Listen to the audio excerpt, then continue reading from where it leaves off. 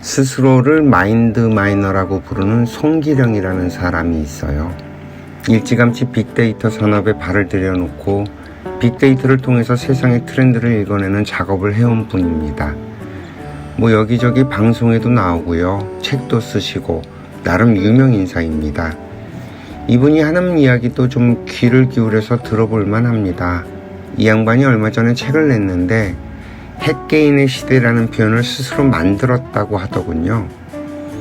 이 세상이 이미 핵가족을 넘어서 핵개인의 시대로 들어갔다는 얘기예요. 그리고 이 핵개인의 시대를 어떻게 살아낼 것인가 하는 방향성을 제시하는 이야기입니다. 그런데 저는 이분의 이야기를 듣다가 이대로 가면 이 세상이 망하겠다는 생각이 들었습니다. 이미 망해가는 세상에서 살아남는 이야기가 과연 우리들에게 도움이 될까 하는 생각이 들었어요. 우리들은 이미 경험을 한 적이 있습니다. 조선말 나라가 망해가던 시절 이 나라에서 살아남은 사람들이 어떤 과정을 겪었었나요? 나라를 걱정하던 사람들이 변절을 하고 매국을 선택한 경우도 있었고요. 소위 식자라고 하는 사람들은 망명을 하기도 했고요. 더러 몇몇의 사람들은 나라를 되찾기 위해 온갖 고초를 겪었습니다. 그리고 대부분의 일반인들은 생존을 위해서 살았을 뿐입니다. 그러니 이 핵개인의 시대라는 표현이 얼마나 무서운지 느낌이 오지 않나요? 핵가족의 시대에서도 세상이 각박해졌습니다. 자기만 아는 세상은 무한경쟁이란 말을 생산하기도 했고요. 수단과 방법을 가리지 않고 남들이 어찌되든 우리 가족만 잘 먹고 잘 살면 된다는 생각이 팽배되어 다른 사람들을 방치해 왔습니다. 여기서 더 쪼개져서 나만 알게 된다면, 그러한 생각들이 팽배되어 버린다면 과연 어떤 세상이 올 것 같은가요? 구한말처럼 개인들이 각자 도생하겠다면서 이 나라를 방치한다면 과연 우리가 살아나갈 터전이 남아있기는 할까요? 우리들이 살아가고 있는 21세기는 도저히 혼자의 힘으로는 살아갈 수 없는 세상입니다. 지구 반대편에서 일어나는 전쟁은 곡물 시장과 에너지 시장에 영향을 미치고 우리들의 시장 바구니가 무섭게 부담이 되게 만들어 버립니다. 제가 늘 하는 말처럼 미국 회사의 제품을 중국과 베트남에서 생산하고 대한민국에서 우리들이 소비를 합니다. 이 지구는 이미 하나의 유기체가 되어서 우리들의 삶이 내 주변을 넘어서 전 세계까지 영향을 미치고 있습니다. 우리들의 환경이 개인의 시대가 아니라는 말입니다. 그럼 송기령 부사장이 말하는 핵개인이라고 하는 시대적 현상이 벌어지는 원인은 과연 무엇일까요? 혼자서 살아갈 수 없도록 만들어진 지구별에서 개인의 힘으로 살아남으려고 하니 점점 힘들어지는 것입니다. 나밖에 모르는 개인들이 서로 부딪히는 것이죠. 이 부딪히는 관계들의 영향을 받고 상처를 받은 영혼들이 점점 자기 안으로 들어갑니다. 그러니 핵개인의 시대적 현상이 일어날 수밖에 없는 것이죠.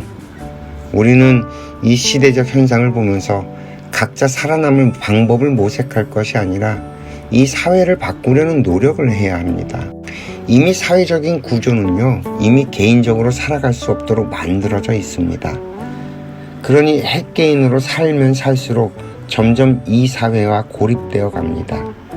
물론 송기령 부사장이 제시하는 방법론은 개인화가 아니라 시대적인 흐름이 이러이러하니 이 속에서 세상과 어떻게 조화를 이룰 것인가 하는데 초점을 맞추고 있습니다.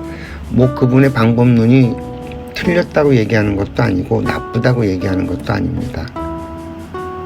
그러나 저는 그것보다 좀 더 근본적으로 이 사회를 치유하는 방법을 선택해야 한다고 생각을 합니다.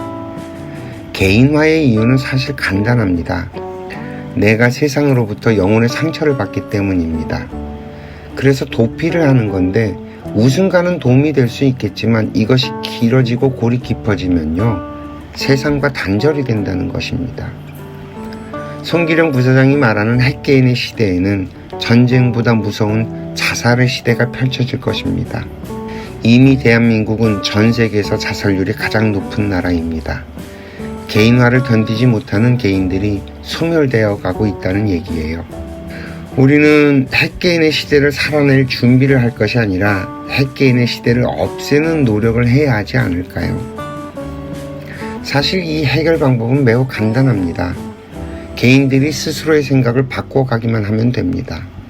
이 세상은 이미 서로가 서로를 필요로 하도록 만들어져 있다는 사실을 알기만 하면 됩니다. 아까 말씀드린 것처럼 우리들은 지구별이라고 부르는 하나의 유기체로 작동하는 별에서 살아가고 있는 하나의 세포들과 같습니다. 이 세상에는 필요 없이 존재하는 것이 단 하나도 없다는 사실을 빨리 깨달아야 합니다. 내 앞에 오는 사람들 가운데 나에게 필요 없는 사람이 단 한 사람도 없습니다. 내 마음에 들지 않는 그 사람들은 나와는 다른 환경에서 자라서 나와는 다른 생각을 가진, 그래서 내가 잘 모르는 사람들일 뿐입니다. 우리들이 사람들과의 관계에서 상처를 받는 것은 다른 게 아닙니다. 나와는 다른 생각들이 부딪히는 것 뿐이에요. 내 생각이 옳고 그 사람의 생각이 틀렸다고 접근하는 한 우리들은 계속 상처를 받을 수밖에 없습니다. 우리가 사람들 속에서 살아가기 위해서는 다양한 생각들을 알아야 합니다. 그래서 내 앞에 사람을 보내주는 것입니다. 나와는 다른 생각을 가진 그 사람들을 통해서 이 세상을 배우는 것이라는 말이지요. 그래서 연애의 목적은 사람들을 통해서 세상을 배우는 것에 있습니다. 눈에 콩깍지를 씌워놓고 어쩔 수 없이 그 사람을 공부하게 만드는 것입니다. 인연이라는 것이 원래 이런 방식으로 오는 겁니다. 혈연으로 묶어놓고 사람을 공부시키고, 학교라면 울타리를 묶어놓고 사람을 공부하고, 직장이라는 울타리를 만들어 놓고 사람을 공부하는 것입니다. 결국 사람을 공부하고 사랑하는 방법을 배워서 행복에 도달하는 것이 인생이라는 말입니다.